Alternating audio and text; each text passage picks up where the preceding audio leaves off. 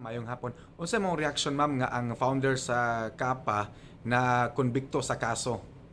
Yes, good afternoon, Bombo. And good afternoon to all.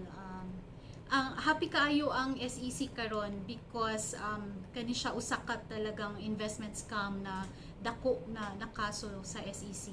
Ang conviction sa Kappa nila Apolinario as to syndicated estafa, I hope na maghatag ni siya og dako pud na effect or impact sa atuang kaso sa violation sa Securities Regulation Code. Nabay nadawat inyong opisina ma'am nga reklamo regarding ang mga investment scam diri sa Cebu?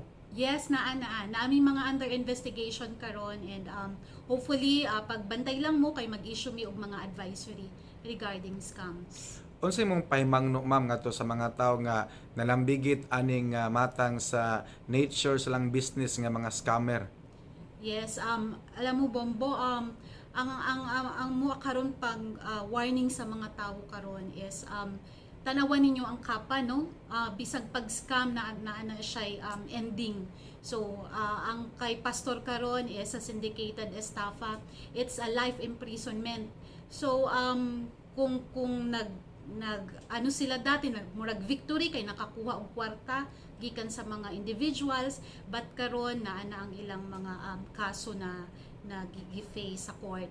So ang ato karon is bisag registered mo sa SEC, bisag ang inyong certificate ay ipakita ninyo sa publiko, dili talaga na siya proof na pwede mo mag-solicit og investment sa public. Unsay mong pahimangno sa kanani ang mga tao para pod nga dili sila mailad sa mga scammer? Yes, kailangan ang tao nato karon is dapat very cautious na mo, no? Pag-check mo sa SEC kung registered na siya, pag-check mo kung naa na siya secondary license, pag-check sa mga dokumento kung kana bang ilang business purposes ay tama. So for example, si Kappa ay usa ka religious corporation but manguha og investment sa publiko. So dapat ma-warn ta o unsa ang ilang operation versus unsa ang nakabutang sa ilang mga dokumento. Ang Kappa na rehistro sa SEC ma'am? Yes. Registered siya 2017 as a religious corporation. Unsa man mga requirements para ma-rehistro ka sa SEC? Ano scammer man to sila no na-rehistro man sila? Yes, ang kana siya, no, mag-register sila sa SEC, malinis ang ilang papel, but in terms of operation, maglain na ang ilang mga transaction sa public.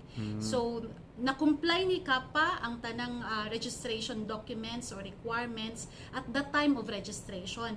But after getting the certificate of incorporation from SEC, diha na, lain na ang iyang mga operation na gi-transact sa publiko. Mao ding ang tao murag mosalig kay narehistro man sa SEC. Yes.